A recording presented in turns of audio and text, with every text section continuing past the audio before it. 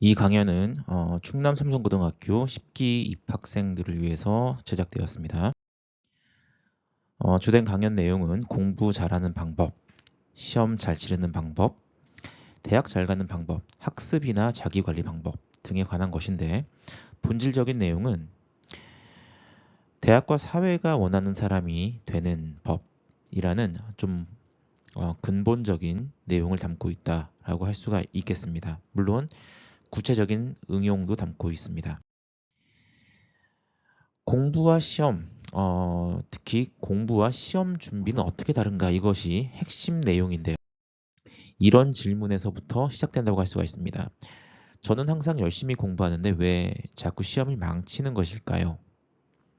이런 질문은 이제 고등학교 입학한 다음에 한 학기 정도 지나면 많이 하게 됩니다. 1년 후에는 무기력증에 빠진 사람들도 많이 발견되는데 답변은 다음과 같습니다. 공부는 열심히 했어도 시험 땡땡을 제대로 하지 않았기 때문이다. 여기서 시험 땡땡 무엇일까요? 그것은 바로 시험 준비입니다. 시험 준비는 공부와 불가분의 관계입니다. 하지만 서로 다릅니다. 그 두 가지가 어떻게 다른가라고 묻는다면 우선 공부가 무엇인지에 대해서 생각해 볼 필요가 있겠습니다. 자, 공부가 무엇인가? 그리고 공부를 잘한다는 것은 무엇인가? 이것을 한마디로 답변하기는 쉽지 않습니다. 하지만 다음과 같은 다양한 요소로 구성되는데요. 새로운 지식이나 정보에 대하여 호기심, 관심, 그런 것들을 가지고 스스로 지식을 찾아내는 것, 그리고 그 지식의 의미를 이해하기 위해서 노력하고 결국에는 깊이 있게 이해해내는 것. 그리고 이제 본인이 이해한 그 지식에 연관지어서 실제 세계와 연관된 문제를 발견하고 창안하고 다양한 방식으로 그 답을 찾는 과정이 포함됩니다. 그리고 지식을 실제 세계에 적용해보고 직접 실천해보면서 능력이 신장되는 요소가 있고요. 그리고 지식을 얻는 방법이나 개념이나 적용 실천 방법 등에 대해서 신나게 설명할 수 있어야 공부를 잘한다라고 할 수 있을 것입니다. 말로만 들어도 머리가 아프죠. 그리고 특히 많은 학생들이 여기 녹색으로 색칠이 되어 있는 지식을 이해하거나 또는 문제에 대한 답을 찾는 영역만 공부와 연관되어 있다라고 아마 생각해 왔을 거예요. 이 앞뒤에 붙어 있는 호기심을 갖고 스스로 답을 찾아내는 과정이라든지 또는 실제 세계에서의 적용점이나 문제에 대해서 찾아보고 직접 실천해보는 해석 적용의 부분과 그리고 그런 것들을 이제 설명하는 그런 영역들은 아마 이것도 공부에 해당한다라고 생각하는 사람이 많지 않았을 겁니다. 이렇게 얘기하면 공부는 역시 나와는 거리가 멀구나 이렇게 생각을 할 가능성이 있는데요. 하지만 그렇지가 않습니다. 왜 그렇지 않은지 자 일단 공부가 무엇인지 이렇게 도식화할 수가 있겠습니다. 방금 한 이야기 요약하면 관심을 갖고 정보를 스스로 찾고 적용과 실습을 해서 실질적인 능력을 갖추게 되는 이 전반적인 과정이 공부라고 할 수 있는데 사실은 누구나 공부 방법을 알고 있고 이미 실천하고 있습니다. 왜냐하면 그것이 인간의 본능이기 때문인데요. 다만 여러분들이 실천하고 있는 그 공부의 대상이 학교에서 가르치는 교과목이 아닐 뿐입니다. 예를 들어 볼게요. 만약에 교과목이 이것이라고 생각을 해봅시다. 롤. 특히 남학생들은 이게 교과목이라면 아주 신나게 스스로 관심을 갖고 정보를 수집하며 적용과 실습을 해서 능력을 함양하는 수준에 이르기까지 부모님과 선생님이 가르쳐 주지 않아도 알아서 잘 할 거예요. 심지어 문제를 스스로 발견하고 스스로 문제를 제안하고 그 문제를 풀고 답을 찾기 위한 노력을 하는데, 예를 들어서 어떻게 하면 부모님께 걸리지 않고 충분한 시간을 확보해서 이 게임을 즐길 수 있을 것인가, 레벨업 할 수 있을 것인가. 이 문제의 답을 찾는 거 쉽지 않습니다. 그런데 여러분들은 반드시 해내고야 말죠. 자, 이건 여학생들에게 좀 더 친화적인 내용인데요. 메이크업 또는 뷰티와 관련된, 이것도 마찬가지로 누가 가르쳐 주지 않아도 자연스럽게 관심의 발생, 정보 수집, 적용과 실습, 능력 함양 잘 하죠. 아직 뭐 고등학교 신입생이라, 특히 우리 학교 학생들은 다른 학교에 비해서 비교적 순진하고 학업에 열중하는 학생들이 많다 보니까 좀 적은 것 같긴 합니다만, 음, 자연스럽게 앞으로 이제 배워 나가겠죠. 관심이 있어서. 그리고 마찬가지로 문제를 스스로 찾아내고 제기하고 해결합니다. 어떻게 하면 티가 나지 않게 화장을 할 수 있을 것인가. 쉽지 않은 문제죠. 근데 그걸 또 해내죠. 자, 이러한 공부에는 순환고리가 있습니다. 문제를 발견하고, 그리고 그 문제를 해결하기 위해서 궁리합니다. 이 문제는 실제 세계에서 발견된 현상에 대한 관찰에서 시작이 됩니다. 그리고 그것을 해결하기 위해서 여러 가지 고민과 근심 걱정을 하는 것처럼 많은 생각을 하고 때로는 잠을 이루지 못하죠. 내가 좋아하는 여학생, 남학생 생각하면서 이런저런 궁리를 하는 거 인간의 본능이죠. 관심의 대상을 여러분들이 학생으로서 기울여야 할 그 대상으로 초점을 맞추는 것만, 여러분들이 그것만 하면 되는 거죠. 그 에너지를. 자, 그런데요, 우리가 이제 궁리를 할 때 꼭 해야 될 게 있습니다. 이게 무엇일까요? 잠이 안 오고 이런저런 생각이 들 때 잠을 자지 마세요. 대신에 무엇을 하면 좋냐면 이런저런 생각이 드는 거를 노트하세요. 아이디어 노트를 작성하세요. 그리고 계획도 수립해 보세요. 문제를 해결하기 위해서 어떤 실천, 어떤 행동을 해야 할지 그것을 노트하는 겁니다. 그런 다음에 무엇을 해야 될까요? 네, 바로 실천을 해야 합니다. 실천과 적용. 가급적이면 즉각적인 실행을 하는 게 좋습니다. 그리고 실패를 두려워하지 말고 시행착오를 많이 하는 게 좋아요. 아니, 시행착오, 실패할까봐 아무것도 안 하고 머릿속으로만 시뮬레이션을 돌리게 되면 그게 정말 실패할지 성공할지 몰라요. 많은 실패를 통해서 학습이 이루어지죠. 인공지능도 그런 방식으로 학습을 하는 거잖아요. 여러분들은 인공지능보다 더 뛰어난 능력을 가지고 있습니다. 그러니까 많은 시행착오 경험이 누적이 되어야 발전할 수가 있어요. 그걸 통해서 평가, 피드백을 계속하고, 그리고 계획 수정하고 끊임없는 재시도를 하면서 결국에는 문제를 해결해내고 결과적으로 어떤 보상을 받게 됩니다. 실력이 상승할 수 있고 레벨업 되고 칭찬을 받기도 하고 상을 받기도 하고 어떤 이익을 얻게 되고, 그렇게 되면 기분이 좋겠죠. 그리고 이제 정말 가치 있는 것은 더 높은 수준의 문제를 발견해내고 이 사이클을 계속 돌면서 여러분들의 수준이 점점 올라가게 되는 겁니다.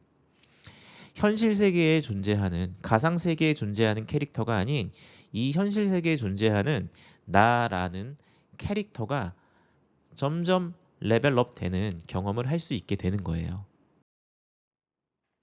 이 과정에서 끊임없이 시행착오를 하고 평가하고 현재의 상태를 파악하는 것이 필수적인데, 마치 아침에 일어나면 거울에 자기 얼굴을 비춰보듯이 세수하고 나서 또는 뭐 어른들이 화장을 할 때 거울 안 보고 그냥 감으로 할 리가 없습니다. 여러분들이 글씨를 쓸 때에도 눈을 감고 글씨를 쓰지 않죠. 줄에 맞춰서 쓰는지 계속 보면서 글씨를 쓰는 것처럼 계속 확인을 해야 돼요. 무엇을 알고 있는지 모르고 있는지 어떻게 파악할 수 있을까요? 내가 어떤 지식을 아는지 모르는지. 많은 사람들이 잘 모르면서 안다고 착각하는 경우가 많아요. 그게 바로 이제 메타인지 능력이 부족해서 그런 건데요. 메타인지 능력은 훈련을 통해서 개발될 수 있습니다.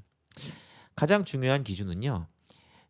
개념을 명확하게 내가 납득이 가게 또는 다른 사람이 이해하기 쉽게 설명할 수 있는가. 선생님은요, 그 고등학교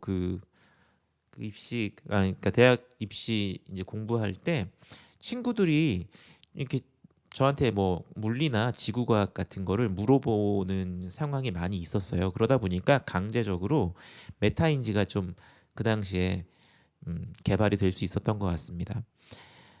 뭐 어떤 거냐면 이제 친구들이 물어보지 않아도 공부하는 과정에서 속으로 그 개념을 설명하는 습관이 생겨버렸어요. 그러다 보니까 명확하게 설명이 잘 안 되면 아, 이거 내가 잘 모르는구나라고 스스로 인식이 되었던 거죠. 그러다 보니까 여기까지 오게 됐네요. 자, 그래서 개념 설명하는 거 매우 중요합니다.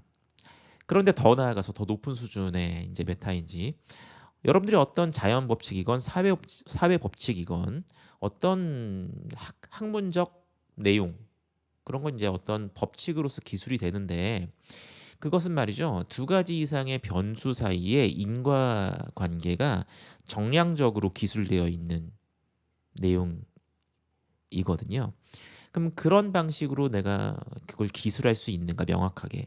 그렇게 못한다면 아직 그 법칙을 잘 모르는 거예요. 법칙은 어떤 현상을 기술하는 내용인데 그 법칙이 기술하는 현상이 도대체 무엇인지에 대해서 잘 모르는 겁니다. 그러니까 개념은 잘 설명할 수 있어야 되고 어떤 법칙을 기술하는 내용은 그 두 변수 사이의 인과관계로서 디스크립션 할 수 있는가 이게 매우 중요해요. 학생들은 대부분 이 개념은 어느 정도 아는 학생들이 그래도 좀 있는데 이 법칙을 이렇게 명확하게 설명하는 친구들은 많지 않습니다. 진짜로 매우 드물어요. 그리고 더 나아가서 그러한 지식이 가치 있는 이유, 현실 세계에서 효용성이 있는 이유에 대해서도 설명할 수 있어야 좀 깊이 있게 그 학문에 대해서, 교과에 대해서, 어떤 토픽에 대해서 잘 안다고 할 수가 있습니다. 그래서 본인이 어떤 내용을 잘 알고 있는지 평가할 수 있어야 돼요. 설명할 수 있는지, 적용할 수 있는지, 그리고 그것과 연관된 탐구 문제를 발견할 수 있는지. 근데 만약에 그렇지 못하다면 지금 하고 있는 학습 활동, 공부 활동에 문제가 있는 겁니다. 그렇다면 계획을 수정해야죠. 그래서 그 현재 실천하고 있는 공부 계획이요. 실제적인 효과가 없다는 얘기예요. 지금 그렇다면은 수정해야죠. 때로는 무기력하게 책상에만 앉아 있는 경우가 많아요. 뭘 해야 될지 모르는 경우가 많은 거죠. 어떤 경우에는 계속 실천을 못 하고 있어요. 계획이 너무 지나치게 앰비셔스한 경우 안 되는 거죠. 그래서 계획도 조정해야 되고요. 그리고 이제 계획 조정하는 거, 그게 이제 여기서 조정이겠네요. 그런 다음에 조정된 계획을 실천해 보고 그러한 내용들을 노트해야 돼요. 네. 그래서 이 사이클이 계속 돌면서 끊임없이 이 메타인지 내가 지금 제대로 알고 있는가 그걸 기준으로 내가 그러면 학습 활동이 지금 제대로 되고 있는가 이런 걸 좀 파악을 해야 되겠습니다. 네. 여기까지가 공부에 대한 내용인데 이 다음 페이지에는 좀 더 복합적인 내용이 나오겠습니다. 네. 그러니까 이 학문이라고 하는 것은요. 어떤 이론과 지식이 실제 세계와 부합하는지에 대한 테스트를 해야 되고 그러한 것들에 대한 어떤 탐사와 발견과의 상호작용, 그리고 전문적인 학자 집단과의 상호작용, 그리고 이제 어떤 그런 공부의 결과가, 탐구의 결과가 어떤 보상을 만들어내는 효과가 있겠죠. 또 이것과의 이제 상호작용. 그러니까 수많은 요소들이 이렇게 상호작용을 하면서 작동을 합니다. 네. 그러니까 내가 나의 지식을 스스로 피드백할 수도 있지만 전문가들에게 피드백을 받을 수도 있겠죠. 뭐 이에 대한 자세한 내용은 말하자면 기니까 일단 넘어가겠습니다. 실천을 그럼 어떻게 해야 하느냐?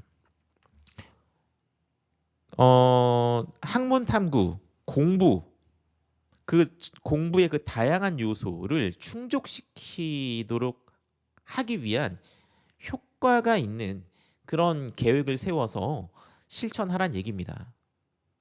OAT. 여기서 O는 목표, A는 activity, 그리고 T는 타임테이블인데 여기서 목표에 해당하는 거는 해결하고자 하는 어떤 문제나 또는 깨닫고 익히고자 하는 개념이나 어떤 언어도 이제 익히고자 하는 어떤 기술이나 뭐, 네, 능력이라고 할 수가 있죠.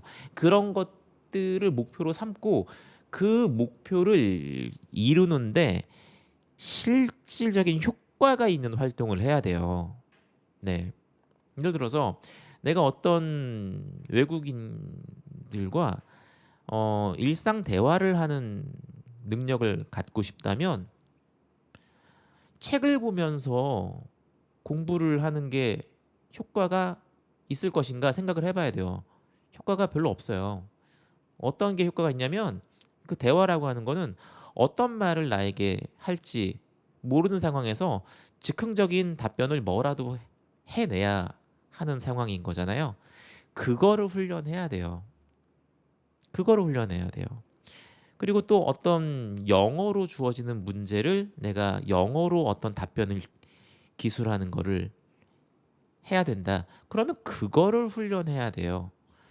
일상 대화를 잘한다고 해서 그 후자, 영어로 기술하는 답을 작성하는 걸 잘할 수 있을 것인가? 아니에요. 전혀 별개입니다. 그런데 많은 학생들이 실제로 자기가 잘하고 싶은 것과 연관성이 없는 거를 훈련해요. 이 이야기는 저 뒤에서도 또 나올 겁니다. 자, 아무튼 그래서 목표가 무엇인지를 분명하게 정의해야 되는데 이 목표도 하나의 행동이고요. 그거를 이뤄내기 위해서 해야 되는 것도 하나의 여러 가지 행동들이에요. 다 행동이에요. 행동으로 기술이 돼야 돼요. 그리고 타임테이블, 그 행동을 실천하기 위한 계획이에요. 제가 여기 링크로 보여드렸던 그거 들어오면 이런 양식이 뜹니다. 자, 요거 시간 계획표. 이거의 가장 중요한 특징은 오른쪽에 실천 여부를 체크할 수 있게 되어 있다는 겁니다. 실행했는지, 취소했는지, 연기했는지. 네. 그래야지 피드백이 되죠. 오른쪽에 있는 건요. 어떤 교과목 하나, 한 학기 동안 내가 이걸 왜 배워야 되는가. 그리고 이 교과목을 배웠을 때 해결할 수 있는 중요한 질문, 중요한 문제는 무엇인가. 그런 것들을 이제 써볼 수 있게 되어 있는 양식이고, 그리고 그러한 목표를 이루기 위해서 어떤 중장기, 단기, 중기, 장기 계획을 세울 수 있을 것인가, 목표와 액티비티가 무엇인지를 써보도록 그렇게 제공된 자료인데, 이거는 뭐 수정 권한 요청을 저한테 요청하지 말고 본인의 구글 드라이브에다가 복사해서 사본 만들어 가지고 쓰면 됩니다. 저한테 이메일 오니까 자꾸 그거 권한 요청하지 마세요. 자, 여기까지가 공부의 개념과 공부라는 거를 잘하려면 어떤 OAT를 작성해야 되는가에 관한 이야기였습니다. 벌써 상당히 많은 내용을 까먹었을 거예요. 짧은 시간이었지만 복습하세요. 영상 다시 보고 슬라이드 보고. 그럼 시험 얘기로 넘어가겠습니다. 그러면 그런 총체적인 의미에서의 공부를 그렇게 다채롭게 해내면 그럼 시험도 잘 볼 수 있는 것 아닙니까? 이렇게 생각할 수 있겠죠. 그런데 말입니다. 시험이란 한정된 시간 속에서 합의된 규칙과 규정에 따라 약속된 형식의 문제를 풀어내는 행위입니다. 그렇죠? 이는 마치 운동 경기와 유사합니다. 그렇다면 시험 준비 과정도 운동 시합 준비 과정과 유사하다는 것인가요? 예, 그렇다는 얘기죠. 어떤 점에서 그런 것인지 좀 생각을 해볼게요. 농구 시합을 예로 들어서 생각해 보겠습니다. 두둥 보셨나요? 자, 이런 장면이 나옵니다. 강백호가 기초 연습을 열심히 해요. 드리블 연습, 그리고 레이업, 슛 연습도 열심히 했어요. 그래서 능남과의 주변의 기대를 받으면서 나갔는데 백호의 머릿속은 이미 백지 상태가 되어 있었다. 그래서 이거 주변에서 뭐 인사를 해도 너무 긴장해가지고 공을 받고서는 이렇게 트래블 워킹을 어이없는 실수를 하고 그리고는 이제 뭐 다음 장면은 너무 웃깁니다. 피지컬이 뛰어나가지고 부앙 점프해가지고 대참사 와장창. 네, 뭐 웃긴 에피소드라서 한번 가져와 봤는데 뭘 시사하냐면 운동 경기 뭐 이제 앞으로 농구 시합에 여러분들이 대표 선수로 나가게 된 상황이라고 해봅시다. 어떻게 준비하겠어요? 뭐 여러분들이 만약에 농구를 처음 시작했다라고 가정해 봅시다. 뭐 기본 알아야죠. 뭐 경기 규칙도 알아야 되고 경기가 어떻게 운영되는지도 보고 배워야겠죠. 그런 다음에 이제 뭐 체력과 근력도 있어야 되겠지만 기초 기술인 뭐 드리블, 패스, 슛 연습해 봐야 되겠죠. 그리고 짜여진 상황에서 약속된 움직임을 기초 전술 전략, 택틱을 배우는 드릴 훈련도 해야 되겠습니다.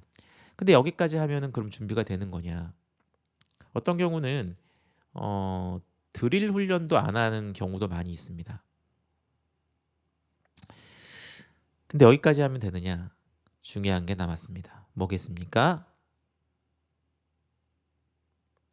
바로 실전 연습 게임입니다. 실제 시합과 똑같은 조건에서 예측 불가의 상황이 막 주어지는 정신없는 상황에서 이 탈 압박을 해내고 임기응변 이거 처음에 들어가면 네 머릿속에서는 다 뭐 본인이 뭐 커리죠, 마이클 조단이죠, 르브론이죠.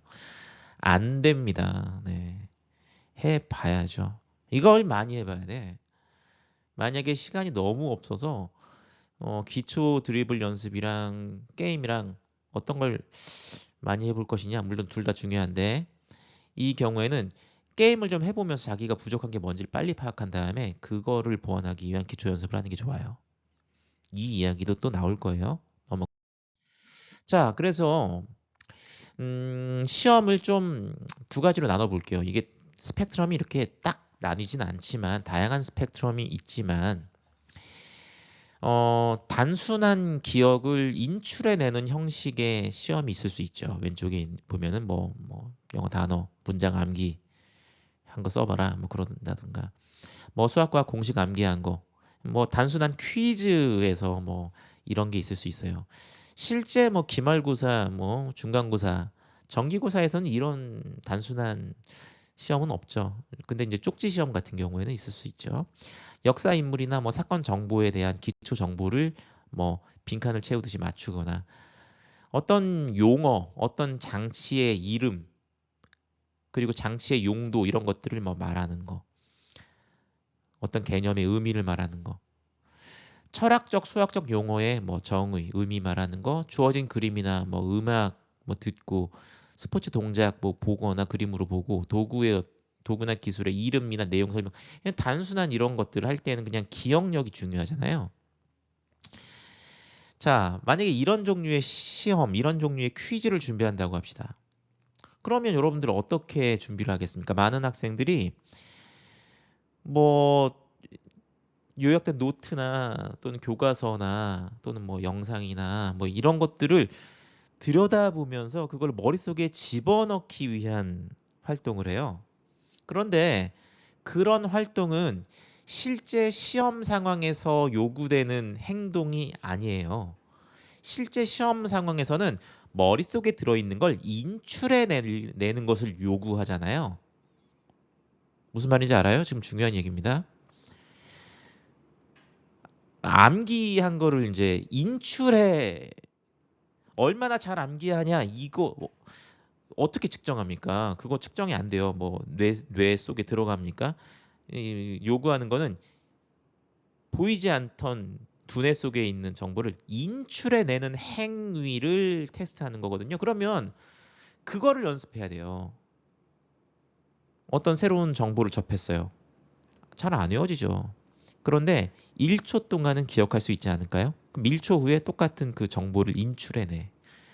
그러면 두 번째는 2초 후에, 그 다음에는 뭐 30초 후에, 5분 후에, 30분 후에 인출. 그러면 이제 한 3시간 후에 인출. 이게 성공했어요. 그러면 시간 텀을 늘려가면서 인출해내는 행위를 훈련하는 겁니다. 여러분들 암기 잘하는 사람은요. 본인이 암기를 잘하는 사람은 한번 생각해 보세요. 그런 식으로 무의식적으로 뭔가를 암기할 때 이렇게 암기한 다음에 그게 뭐였지? 생각해보고 또 생각해보고 계속 그걸 인출해내는 거를 높은 빈도로 자주 하는 사람, 누가 안 가르쳐줬는데도 이거를 잘하는 사람이 암기를 잘하는 겁니다. 인출 훈련을 하는 거예요.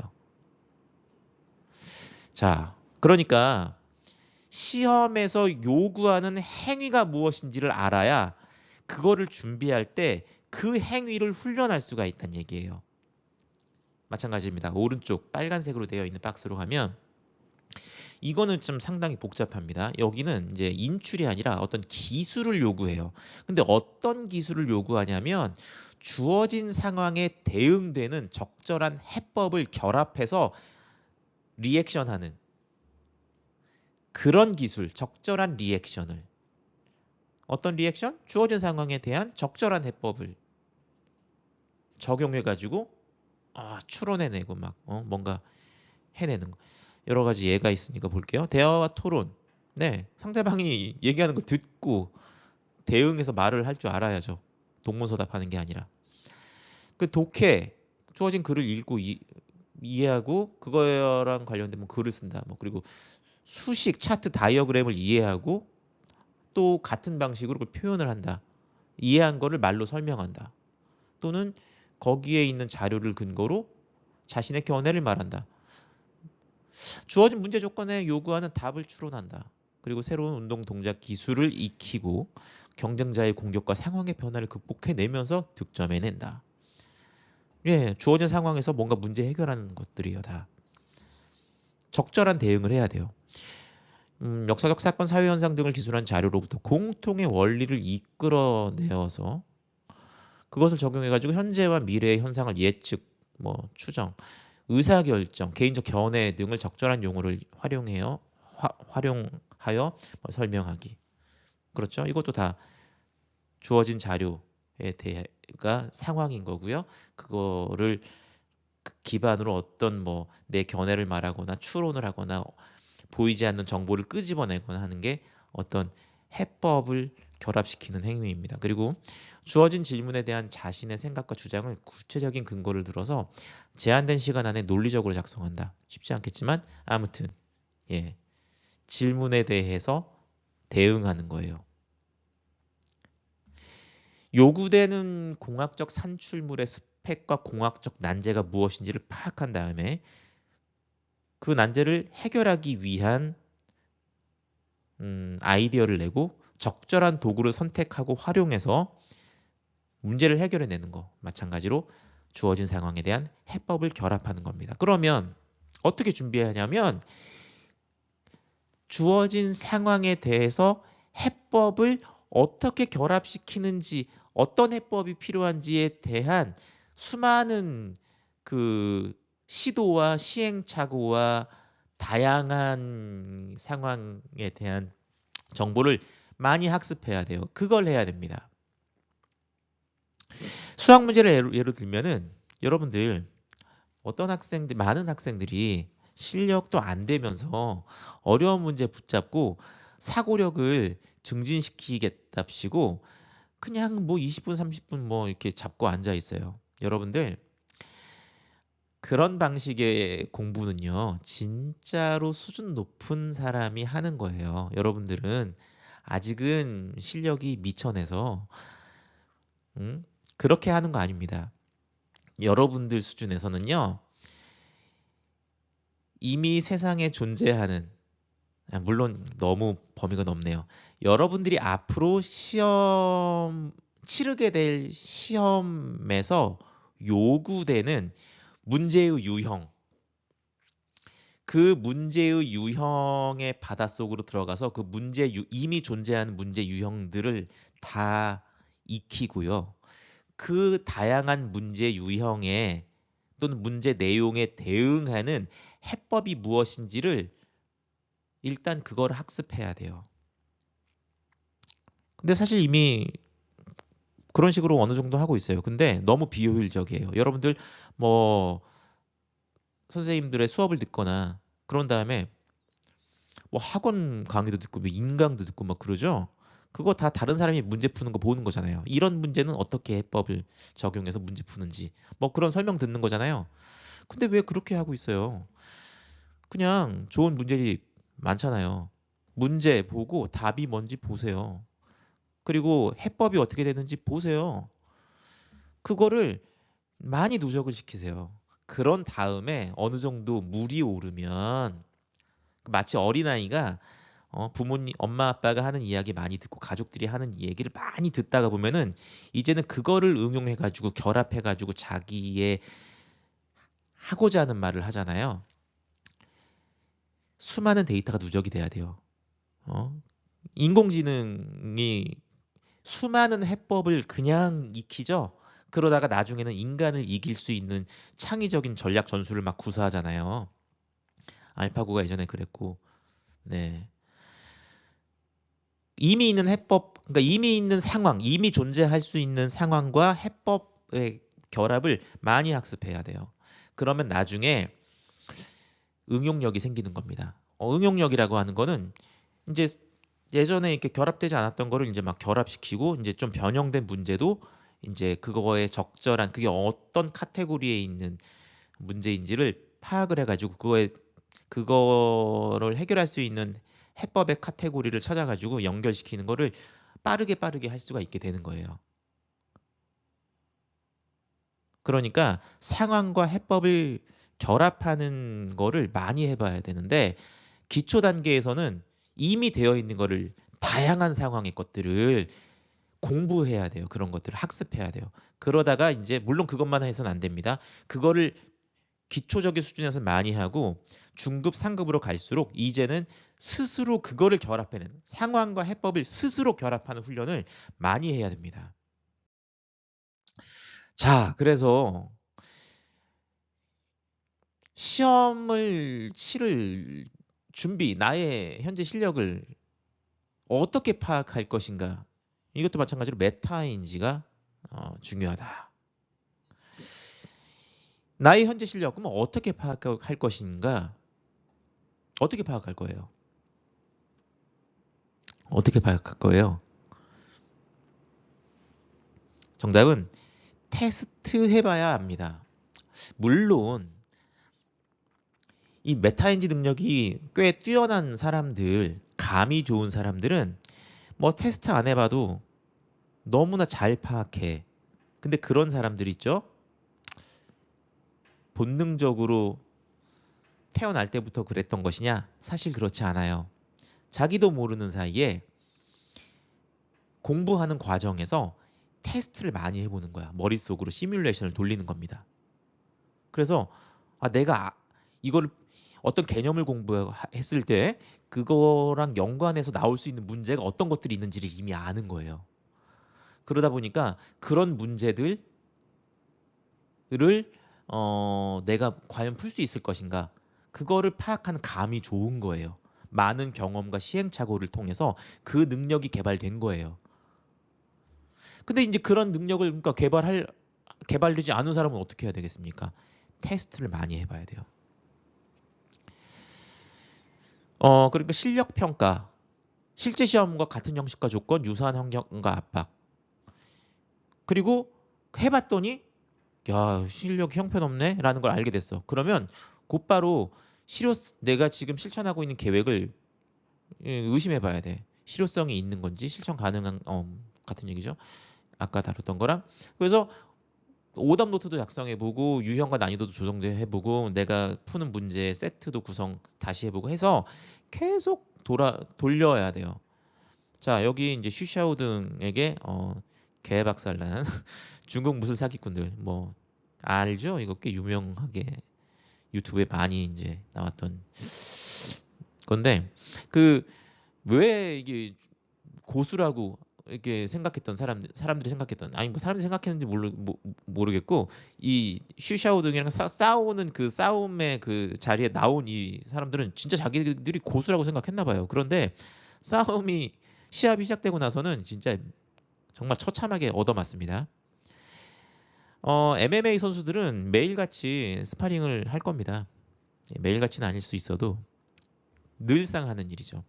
그런데 이제 뭐 품새나 이런 폼 잡는 것만 이론적으로 했던 사람들은 모르는 거죠. 여러분들 공부를 그렇게 할 거예요? 안 돼요. 실력을 어떻게 확인할 거냐는 얘기입니다. 뇌피셜로 확인할 겁니까? 아닙니다. 또는 시험장에 들어가서 처참하게 얻어맞으면서 확인할 거예요? 안 되죠.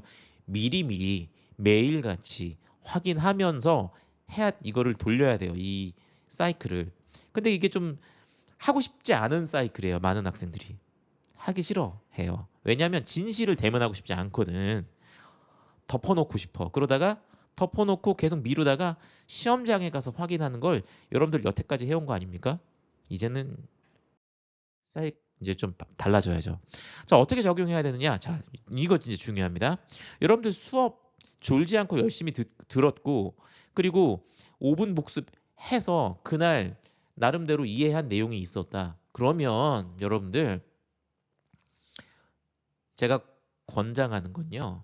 뭐 사람마다 다릅니다. 그런데 주어져 있는 시간이 제한되어 있다면 내가 뭘 알고 있고 뭘 모르고 있는지를 빨리 파악하는 게 좋아요. 테스트하는 게 좋습니다. 이때 가능하다면, 아니 정말로 필수템, 스톱워치 있으면 좋아요. 시간이 별로 없어요. 정말 초집중해가지고 시험 때처럼 문제를 풀어보세요. 문제집에 있는 문제건 부교재에 있는 문제건 또는 기출문제 모아놓은 문제가 있건 본인의 수준에 맞게. 그런 다음에 테스트로 걸러낸 것, 자기가 잘 모르는 거, 그거에 대해서 개념학습을 하세요. 이때는 좀 낮은 강도의 공부가 되겠죠. 그런 다음에 그 개념 학습이 내가 좀 잘 됐는지 파악하려면 관련된 예제 문제 풀어봐야죠. 근데 이때 시험에 나올 만한 문제가 모여져 있는 문제집을 사용하는 게 좋아요. 선생님이 분명히 시험에서 이 부교재에서 문제 내겠다고 출제자가 그렇게 말씀하셨는데 내 생각엔 다른 책이 더 중요할 것 같아. 이러면서 공부를 하면 안 된다는 겁니다. 최악은요. 시험에 안 나올 만한 문제를 본인이 그냥 관심 있으니까 공부하는 거. 물론 그거 나쁘지 않아요. 공부하는 사람의 건강한 태도죠. 하지만 시험을 또 준비하려면 자기가 공부하고 싶은 것만 공부하면 안 되고 시험에 나올 만한 거 공부해야 되고 그 시험에 나올 만한 것 중에서 내가 뭘 모르는지를 테스트를 통해서 파악하고 그거를 계속 걸러내듯이 걸러내서 계속 그걸 공부해야 돼요. 공부 잘하는 사람들은 이걸 머릿속에서 계속 돌리는 겁니다. 이거를 뭐 스톱워치 이용해가지고 뭐 테스트를 안 하더라도 메타인지 능력이 뛰어나서 자기가 뭘 모르는지를 알기 때문에 그리고 메타인지 능력이 뛰어나서 시험에 뭐가 나올지를 감을 잘 잡기 때문에 시험에 나올 만한 문제 중 그런 범주 내에서 내가 뭘 모르는지 뭘 잘 모르는 게 있는 것 같아라고 감지가 되면 그거를 공부하는 거예요. 공부 잘하시는 분들은. 그런데 여러분들은 그 감이 부족하니까 이 사이클을 돌리란 얘기입니다. 그러니까 테스트의 목적 뭘 모르는지 파악하고 그거를 집중하는 데 목표가 있기 때문에 정상적으로 수업 잘 들었으면 먼저 테스트 하세요. 선생님 저는 개념학습 한 다음에 할래요. 그러면 어느 정도 몇 퍼센트가 개념학습이 되면 공부하려고요? 개념학습을 완전하게 하는 건 그런 날은 올 수가 없어요. 항상 우리는 불완전한 개념을 갖고 있습니다. 시험에 나올 만한 문제로 테스트를 해서 거기서 걸러내서 이게 초점 맞춰가지고 돌리는 거. 이거를 얼마나 타이트하게 정말로 강도 높게 아주 인텐시브하게 하느냐. 그게 이게 이제 차이를 만들어내는 겁니다. 그런 다음에 정기고사 가서 시험 치르고서 모의고사, 학력평가, 수능, 논술고사, external assessment는 IB의 외부 시험이죠. SAT, AP 이런 것들에 도전을. 근데 각각의 시험의 종류마다 문제 유형이 다르고 요구하는 범위가 다르고 내용이 다르기 때문에 시험에 맞춰서 해야 돼요. 자, 이제 끝으로 가고 있는데, 자, 잘 들어주십시오. 이것도 중요한 내용이에요. 여러분들, high intensity interval training. 이게 운동하는 사람들도요, 체력을 증강시키기 위해서는 이 운동을 합니다. 2분 동안 빡세게 운동하고 1분 동안 쉬어주고 또는 뭐 1분 굉장히 강도 높게 운동하고 2분 약하게 운동하고 사람의 수준과 상황에 따라서 다양한 조합이 가능한데 이게 그 체력을 길러주거든요. 네, 굉장히 효과가 있습니다. 저도 이렇게 운동을 하곤 했어요. 네, 지금도 가끔 합니다. 근데 체력에 따라서 해야 돼요. 너무 막 아무튼 간에 자 고도로 집중하는 그런 공부가 있어야 돼. 타임테이블 안에. 어느 정도의 집중인 거냐면 여러분들이 정기고사 또는 수능 시험 치를 때처럼 학력평가 시험 치를 때처럼 집중하는. 그때 뭐 음악 들으면서 여유롭게 하나요? 절대 그렇지 않죠? 여러분들 모의고사 치르고 나면 진이 빠지죠? 왜? 너무 집중했었기 때문에 그래요. 집중 강도는 정기고사 수능 시험 같아야 되고 학력평가 당연히 그래야 되고 근데 이게 이제 어느 정도 해야 되냐? 공부 재활 학생. 그러니까 공부 안 하다가 이제 열심히 좀 해보려고 하는 학생은 처음부터 이거를 많은 빈도로 할 수는 없어요. 10%나 20% 정도부터 시작하세요. 내가 지금부터 10분 동안 초집중하겠다. 5분 동안 초집중하겠다. 그리고 뭐 나머지 시간은 뭐 중간 강도의 집중. 그러니까 개념 그 테스트를 초집중해서 한 다음에 틀린 문제 걸러내 가지고 개념 학습하고 예제 풀이하고 문서 작성하고 뭐 과제 수행하고 이런 거는 중간 강도의 집중이에요. 음악 들으면서 해도 뭐 될 겁니다. 좀 음악 들으면서 하는 거는 좀 별로 추천하진 않습니다만 아무튼 이건 중간 강도의 집중이니까 뭐 하위권 학생이랑 상위권 학생은 이 고도의 집중 시간과 중간 강도의 집중 시간 요 비율의 차이가 있다고 볼 수가 있어요. 뭐 예를 들어 놓은 겁니다. 뭐 하위권 내가 이제 공부를 이제 시작한 지 얼마 안 돼서 나는 두뇌가 재활 중이다. 그러면은 고도의 집중은 10분, 나머지 40분은 이제 채 걸러진 거 이제 좀 공부하는 시간. 근데 이제 상위권으로 갈수록 이제 고도로 집중하는 빡세게 문제 푸는 시간이 늘어나는 거예요. 공부량도 기하급수적으로 늘어나게 됩니다. 자기 수준과 상황에 따라 변조해야 되겠죠. 자기 나름, 자기 수준에 맞게 계획 짜란 얘기예요. 그리고 실천하란 얘기입니다. 그리고 이 계획이 나한테 맞지 않는다. 그럼 빨리 피드백 해가지고 바꿔야죠. 자, 그런데 이걸 하기 위해서는요, 이 고도의 집중, 이 중간 강도의 집중도 그 노는 거 아니에요. 집중해서 하는 거예요. 이런 집중해가지고 공부하는 거를 제대로 하려면 쉴 때 확실하게 쉬어야 됩니다. 이거를 못하면 절대로 집중력 있는 걸 못해요. 많은 사람들, 많은 학생들이 약한 강도의 집중을 계속하고 어느 순간에도 제대로 된 휴식을 잘 갖지 못하는 경우가 있어요. 쉬면서도 죄책감을 느끼는. 자, 제가 권장하는 건요. 11시부터 6시까지는 숙면하세요. 그리고 토요일 저녁부터 일요일 낮까지는 정말 멍 때리듯이 이완하세요. 쉬세요. 이 주기적으로 쉬지 않으면 절대로 고강도에 집중을 할 수 없다. 육체적으로 정신적으로 침체기, 멘탈 털리고 육체적으로도 견디질 못하게 됩니다. 근데 아주 높은 집중을 하는 사람도 그래서 많은 양의 업무와 많은 양의 그 학업을 해내는 친구들도 쉬는 거를 잘 쉬면 지쳐서 떨어져 나가질 않아요. 그 슬럼프나 이런 것들이 잘 오지 않아요. 네. 이거 쉬는 것도 훈련이에요. 주말엔 그 이제 쉬는 시간에는 살아온 삶에 대한 어떤 뭐 돌아봄, 뭐 그때 뭐 영화 봐도 되고 모를 수 있겠지만 그 너무 또 뭐 게임하고 그러다 보면 그런 거는 쉬는 게 아니야. 또 그냥 노동이에요. 스트레스인 줄 모르고 받는 스트레스가 되거든요. 그때는 이제 주말엔 어 충분히 쉬어주는데 이거 꼭 했으면 좋겠습니다. 주말엔 평가와 피드백, 계획 수립. 그런데 할 일을 완수하지 못했으면 휴식은 없어요.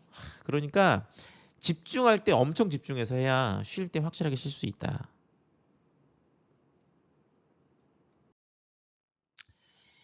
이와 같은 시험 준비를 위해서 OAT 작성해야 되는 게 이제 실천 과제입니다. 자, 공부에서의 목표와는 달라요. 이 시험 준비에서의 목표는요.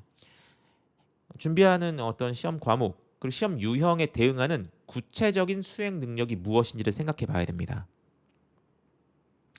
수능 시험을 준비한다? 그럼 객관 선택형 문항이잖아요. 그럼 아주 빠르게 문제를 풀어내는 훈련이 필요합니다. 물리를 예를 들면 물리 문제, 뭐 수학도 아마 마찬가지일 텐데 초보자들은 물리 문제건 수학 문제건 그걸 정석대로 풀려고 합니다. 그런데 고수는요. 자기 나름대로의 쇼트컷이 있어요. 이게 지름길이 있습니다. 그냥 딱 보면 답이 이거네 이렇게 하는 이 두뇌가 적응해 있는 나름대로 해법이 있어요. 여러 가지 유형의 문항에 대해서. 그래서 다른 사람들이 볼 때는 야 어떻게 저렇게 빠르게 풀지? 이렇게 의아하게 생각할 정도의 어떤 그런 속도로 문제를 풀어야 돼요. 잠깐 자랑하자면 저 진짜 물리랑 지구과학 저희 옛날 사람이에요. 제가 20세기에 수능을 본 사람이라 이과 학생들은 그 투 과목까지 물화생지를 다 했어야 했습니다. 제가 또 그거를 엄청 잘했어요. 특히 물리랑 지구과학을 진짜 빠르게 문제를 풀었습니다. 뭐 지구과학 문제 막 천체 뭐 이런 거 나오면 막 이거 분석해요. 막 어떻게 해야 되는지. 저는 딱 보면 답이 나오던데요. 어떻게 그렇게 했느냐? 약간 자폐 증상이 있었던 것 같아요. 그 생각을 많이 했던 것 같아요. 이 공간에 대한 생각. 예. 그러니까 계속 생각을 하는 거지. 그게 그러다가 보니까 어떤 문제를 어떻게 빨리 이렇게 풀 수 있는지에 대한 나름대로의 방법이 생긴 거예요. 이게 약간 자폐지수가 높은 사람들이 그게 뭔가 자기가 뭔가 잘하는 그런 게 좀 있는데 여러분들 공부는요 후천적으로 자폐의 길로 가는 겁니다. 예. 이 시험 준비 하다 보면 성격도 좀 바뀌어요. 예. 힘든 일이죠. 수능을 잘 봐서 대학 가겠다? 힘든 이유가 거기에 있습니다. 아무튼 간에 네, 이 액티비티가 그러한 능력을 갖도록 하는데 필요한 게 있어야 돼요. 뭐가 들어가야 될까요, 여기? 예, 아까 얘기한 거죠. 테스트. 이거 있어야 돼요. 오케이? 테스트 있어야 돼요. 근데 이 테스트를 정형화되어 있는 테스트가 아니더라도 아무튼 있어야 돼. 공부 잘하는 사람들은 내가 뭘 공부한 다음에 이걸 내가 풀 수 있는 문제인지 아닌지에 대한 감이 뛰어나단 말이에요. 근데 그런 사람들은 기초 개념 공부만 계속 누적시켜 나가도 나중에 시험 잘 봐요. 물론 그런 분들에게 있어서는 그 해당 교과가 수준이 낮은 자기가 자기 적성에 맞는 교과목인 경우일 가능성이 높아요. 근데 만약에 그 자기 적성이 아닌 교과목 너무 어려워. 그런 때는요. 그냥 문제 많이 푸세요. 그리고 내가 뭘 알고 모르는지 빨리빨리 계속 파악하고 계속 문제 많이 풀어본다. 저는 제가 이제 물리를 처음 가르칠 때 옛날 이제는 그냥 개념만 가르쳐주면 당연히 문제 잘 풀 줄 알았어요, 학생들이. 착각이었습니다. 전혀 그렇지가 않더군요. 문제를 많이 풀어보도록 어떻게 가이드를 하느냐가 중요하다는 거를 나중에 알았어요. 그렇지 않나요? 그러니까 해봐야죠. 타임 테이블. 자, 그러니까 이 액티비티가 어떻게 들어갈 것인지. 아까 얘기했죠? 초집중, 중간 강도 집중. 이거 배치를 해야 돼. 해야 됩니다. 그래서 여러분들이 공부를 잘하는 트랙으로 갈 것이냐, 시험을 잘 치는 트랙으로 갈 것이냐. 제가 지금 한참 동안 얘기했는데 공부가 뭔지 벌써 까먹을 수 있어요. 그 시험 준비가 뭔지 까먹을 수 있는데 복습하세요. 아무튼 공부를 잘하는 트랙. 그쪽은 내가 어떤 교과목을 왜 배웠는가, 뭘 배웠는가, 그리고 그 교과목을 공부한 다음에 실제 세계의 문제를 해결한 경험이 있는가, 어떤 과정을 거쳐서 해결했는가, 확장 적용한 개념이 있는가, 그리고 확장 적용하면서 그 지식이 가치 있다라는 것을 경험했는가.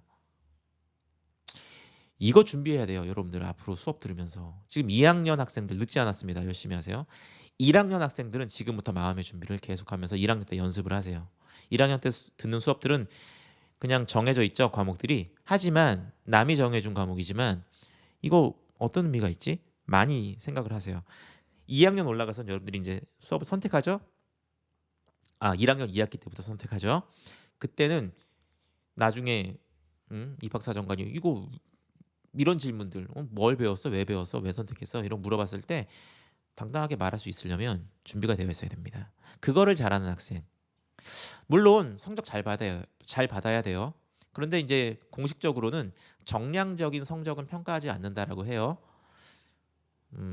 만약에 우리가 이제 내신 등급이 굉장히 안 좋은 학생이 이거를 기가 막히게 답변을 잘했다. 그러면 아마 이 학교 학생들은 과학고 수준인가 봐. 이렇게 봐줄 수도 있지 않을까. 꿈입니다, 꿈. 예. 저희들이 꾸는 꿈이죠. 모두 이렇게 되었으면 좋겠습니다. 그래서 의미 있는 학습 경험을 해서 다 실력이 좋았으면 좋겠어요. 그래서 막 상향 평준화 돼가지고 우리 학교 뭐 6등급, 7등급이 다른 학교 2, 3등급이 되면 너무나 좋지 않을까요? 그러려면 진짜 적극적으로 공부를 다들 이렇게 열심히 했으면 좋겠어요. 자, 그 정시 트랙 이쪽으로 간다면 네, 문제 잘 풀어야죠. 어떻게 해야 잘 푼다? 그 시험에 나올 만한 문제 유형의 문제를 가지고 계속 테스트하고 내 수준이 어떻게 되는지 계속 파악하면서 점검하면서 거울에 비춰보면서 계속 뭘 못하는지 파악하면서 연습, 훈련해라. 자, IB 얘기를 잠깐 하자면 IB는 이 두 가지를 다 중요하게 생각합니다. IB에서 공식적인 내신 평가는 인터널 어세스먼트인데 이거는 학생 탐구 활동이에요. 의미가 명확한 탐구 질문을 던지고 체계적인 방법으로 검증해서 임피리컬한 방법으로 답을 찾아냅니다. 그리고 그 답이 실험과 어떤 관찰을 통해 찾아낸 그 답이 기존에 존재하는 이론과 일치하는지에 대한 이밸류에이션까지 해야 돼요. 컴패리즌까지 해야 됩니다. 그런 다음에 그 내용이 담긴 보고서를 작성하는 건데 이게 전체 평정이 20%, 그 해당 특정 교과목을 평가하는데 20% 정도를 차지해요. 그러니까 IB는 내신 평가가 공식적으로는 사실 이그잼이 없습니다. 시험이 없어요. 이걸로 평가받습니다. 물론 우리 학교는 우리나라 교육과정 편제에 맞게 그 형식에 맞게 하다 보니까 또 우리나라 대학도 진학해야 되니까 그리고 또 외부 시험이 익스터널 어세스먼트가 시험 형식으로 되어 있다 보니까 그 시험도 넣어요. 근데 뭐 안 넣을 수도 있어요. 저희가 얼마든지. 근데 이제 훈련 차원에서 정기고사가 들어가긴 합니다만 아무튼 간에 이 IB에서는 아는 거예요. 어떤 교과목을 제대로 공부했다면 이 인터널 어세스먼트를 해낼 수 있다. 그러니까 공부의 전체 과정이 담겨 있는 이것을 해낼 수 있다라는 걸 아는 거죠. 왜냐하면 지금 우리가 배우고 있는 이 서구 학문의 원조 국가가 유럽 뭐 이쪽이잖아요. 유럽에서 만들어진 이 교육 과정이다 보니까 그걸 제대로 합니다. 익스터널 어세스먼트 이거는 외부 시험인데 MCQ는 Multiple Choice Questions고 이제 Extended Choice Question이라고 하는 거는 이거는 이제 서답형, 선택형 서답형. 근데 서답형의 비율이 더 높아요. 왜냐면 세상에서 주어지는 문제들은 서답형인 경우가 많거든. 비중이 높고요. 근데 이거 중요합니다. 80% 차지해요. 근데 이거 뭐 서구 학생들은 뭐 우리나라 학생들처럼 무슨 뭐 교사에 대한 의존도가 높지 않다고 하더라고요. 예. 알아서 준비해요. 왜냐면 그들은 뭘 잘하냐면 스스로 생각하는 걸 잘해. 물론 공부 못하는 애들은 되게 못하는데 잘하는 애들은요. 되게 잘하는데 그런 애들은 스스로 생각해. 이거 시험을 준비하기 위해서는 내가 그 문제를 풀어야 되잖아. 그럼 내가 그 문제를 풀기 위해서는 기존에 있는 기출 문제랑 그거 유사한 문제를 내가 많이 풀어보고 내가 훈련해야 내가 시험을 잘 치르는 거지. 이렇게 생각을 하기 때문에 자기가 알아서 공부해요. 교사는 가이드만 할 뿐이죠. 남이 풀어주는 문제, 선생님이 풀어주는 문제 학원 가서 그거 듣고 앉아 있으면서 자기가 시험 잘 볼 거라는 착각을 안 한단 말이에요. 그러니까 여러분들도 인터널 어세스먼트 방식의 공부가 됐건 익스터널 어세스먼트 방식의 시험이 됐건 간에 각각의 본질적인 성격과 목표가 무엇인지를 파악하고 평가 기준이 뭔지 파악한 다음에 그거에 맞춘 액티비티를 계획적으로 해야 된다는 얘기예요. 오늘의 얘기가 그겁니다. 그걸 할 줄 아는 사람이라야 학문적 소양과 지적 능력이 있다. 그래서 학문적 지식을 기반으로 문제 해결을 할 수 있는 의사 결정을 할 수 있는 사람이다라는 걸 증명할 수가 있거든요. 대학 교육의 목표가 뭡니까? 그런 사람들을 만들어내는 거예요. 남이 시킨 일만 하는 사람이 아니라 나중에는 결정권자가 돼서 의사결정할 수 있는 사람. 그리고 무엇을 왜 어떻게 할 것인지 스스로 생각할 수 있고 결정할 수 있는 사람. 그리고 때로는 다른 사람이 내게 어떤 일을 지시하더라도 그 일의 본질과 목적 그리고 그것을 구현하기 위한 효과적인 방법을 능동적으로 생각하고 실행할 수 있어야 돼요. 예. 제가 생각할 때 저 그렇게 살고 있는 것 같아요. 시킨 일을 하지만 그 일의 본질을 생각해보고 그걸 구현하기 위한 효과적인 방법을 능동적으로 생각하고 실행하는 삶을 살면요. 꽤 재밌어요. 성취감도 있고요. 그런데 그런 걸 생각할 줄 모르는 사람은 항상 제가 잘하고 있는 건가요? 물어보고 다른 사람이 상급자가 너 잘하고 있어 인정을 해줘야 역시 제가 잘하고 있군요. 이렇게 하는데 이 방금 얘기한 요런 게 되는 사람들은 내적 확신이 있어요. 그리고 확신이 있기 때문에 그걸 다른 사람에게 당당하게 설명할 수 있고 오히려 설득할 수 있습니다. 그리고 이제 문제의 본질을 파악하기 위해서 때로는 효과적인 질문을 할 수 있어야 돼요. 요즘에 챗 GPT 나와서 아주 이슈죠. 그거 잘 활용하는 게 또 하나의 능력이에요. 그러려면 챗 GPT를 잘 훈련시켜야 돼요. 대화를 많이 나누면서. 단번에 내가 원하는 답을 얻어낼 수가 없어요. 제가 챗 GPT랑 나눈 대화 보여드리면 재밌을 텐데 이거 막 좀 여러 대화를 하면서 내가 어떤 질문, 어떤 정보를 알고자 하는 건지 계속 이제 좀 이야기를 나누다가 이게 빌드업을 해 나가야 됩니다. 그 질문을 잘 해야 돼. 나의 생각과 주관을 그러니까 아무리 질문하는 게 능력이에요. 그리고 나의 생각과 주관을 적절하게 표현할 줄 알고 다른 사람의 견해도 이해할 수 있어야 되는데 많은 사람들이 이걸 좀 생각과 주관이 커질수록 좋게 표현을 못하는 것 같아요. 불쾌하게 막 이게 막 얘기를 하거나 그리고 다른 사람은 이해를 못해. 뭐 어른이 된다는 게 뭔데? 내 마음에 안 드는 사람, 저 사람은 참 독특하다 이런 생각이 드는 사람조차도 이해할 수 있는 어떤 이렇게 아량과 폭이 넓어지는 거죠. 여러분들 학생 때 그거 하는 거고요. 우리 학교가 그런 걸 계속 요구합니다.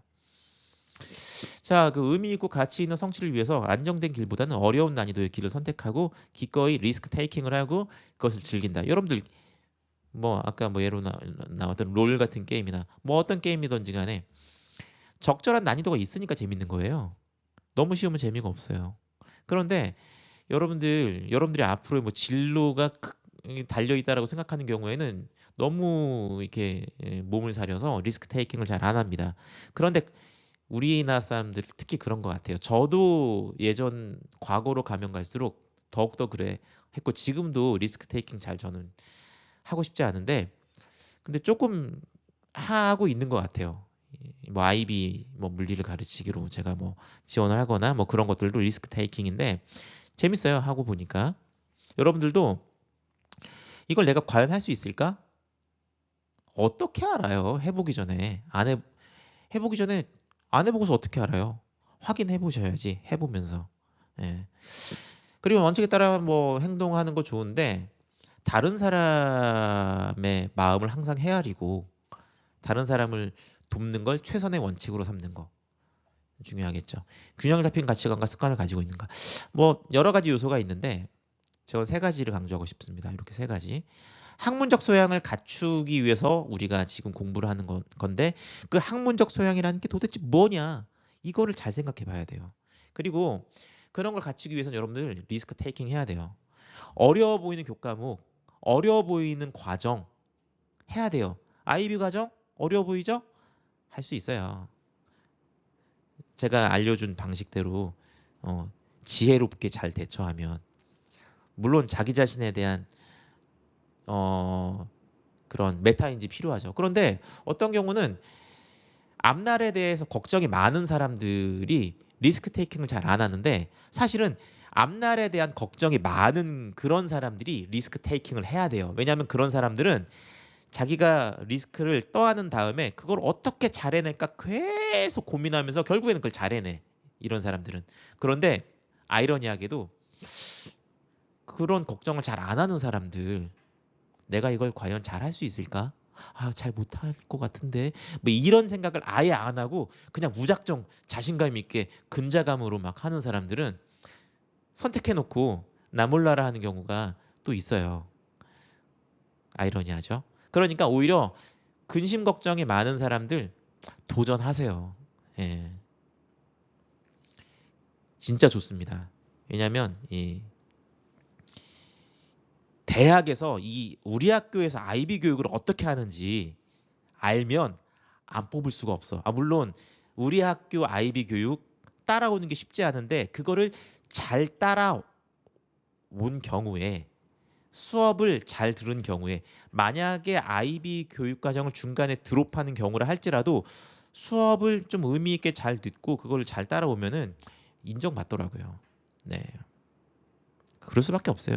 이게 있어. 이게 IA, EA 뭐 이런 거 준비하면서 특히 IA 이런 거 하면서 있습니다. 그들의 노하우가 있고 그거를 전달하고 있거든요. 효과적인 방법이 뭔지 학생들이 판단하기 어려운데 교사가 가이드 잘 해주고 있거든요. 근데 중요한 거는 교사 의지하지 말고 스스로 생각하는 거 잘 할 줄 알아야 된다는 겁니다. 아, 정말 얘기가 좀 길어지고 있는데 이제 마무리할게요. 자, 능력과 재능, 노력의 관계는 뭘까? 많은 사람들이 뭐 재능이 20%, 노력이 80%, 뭐 재능이 1%, 노력이 99%요. 뭐 이런 식으로 말을 하는데 그건 이게 덧셈이라고 생각해서 그렇습니다. 덧셈이 아니라 곱셈이에요. 어떻게 해야 100%가 만들어져요? 둘 다 100이어야 100%가 만들어지죠. 합산이 아니라 곱입니다. 그래서 이 재능이 굉장히 진짜 중요합니다. 하지만 노력도 엄청나게 중요하다는 겁니다.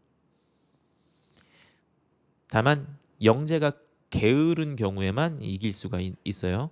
근데 우리는 부지런한 영재, 부지런한 천재를 이기고자 하는 게 아닙니다. 게으른 나 자신을 이기고자 하는 거예요. 어제보다 더 나은 나가 되기 위해 노력하는 겁니다. 다른 사람과 비교하는 게 아니라.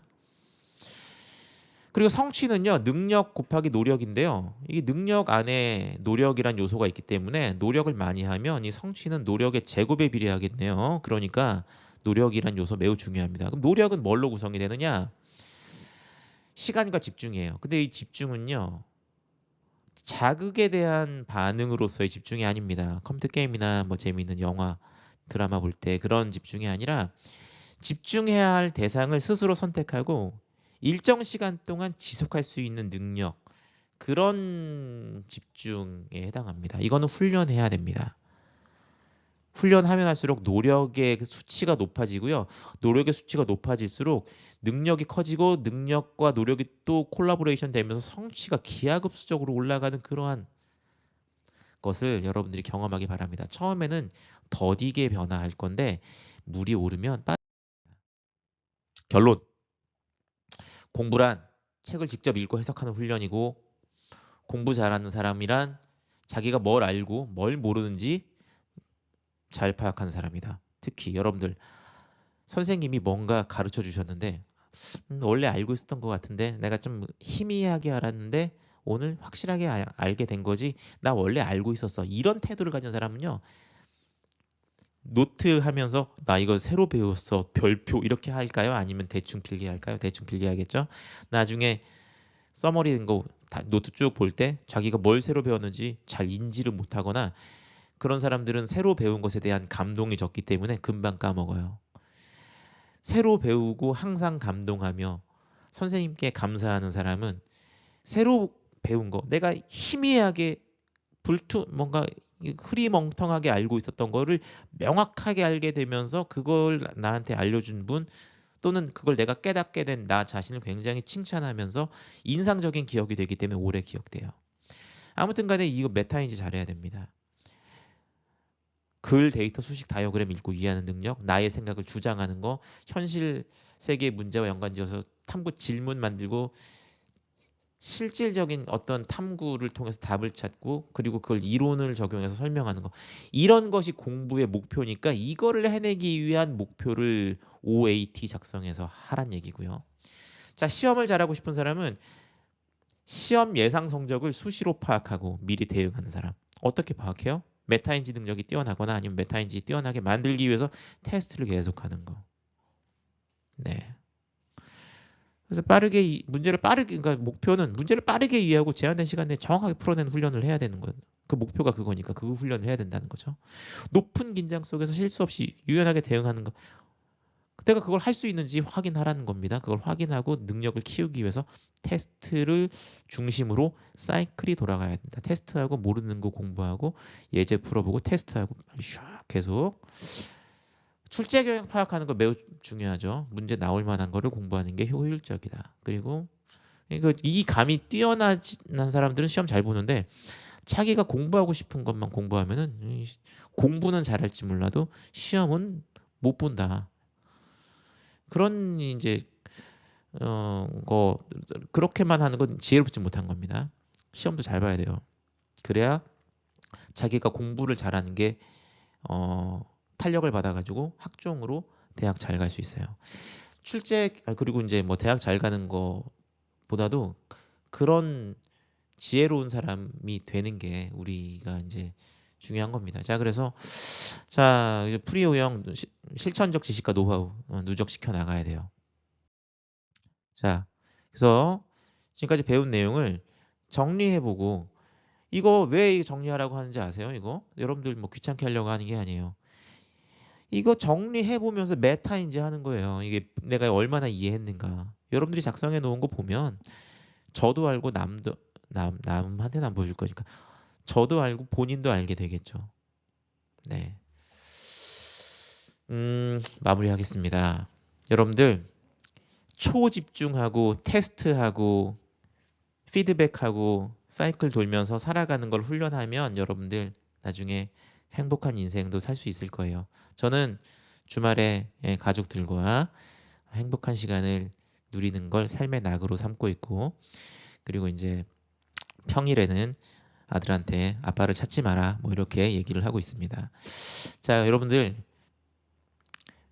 평일에 그리고 주말 저녁 시간까지 초집중해서 뭔가를 하고 만들어내고 프로덕티브하게 막 뭘 만들어내고 지식을 만들어내고 인출하는 훈련을 하고 문제 푸는 훈련을 하고 그걸 하기 위해서 개념 학습도 하고 뭐 이렇게 하면서 살고 쉴 때 확실하게 잘 쉬는 그런 법을 훈련하는 여러분들 돼서 성공하는 인생, 행복한 학생 그리고 행복한 어른으로 성장하길 바라겠습니다. 마치겠습니다.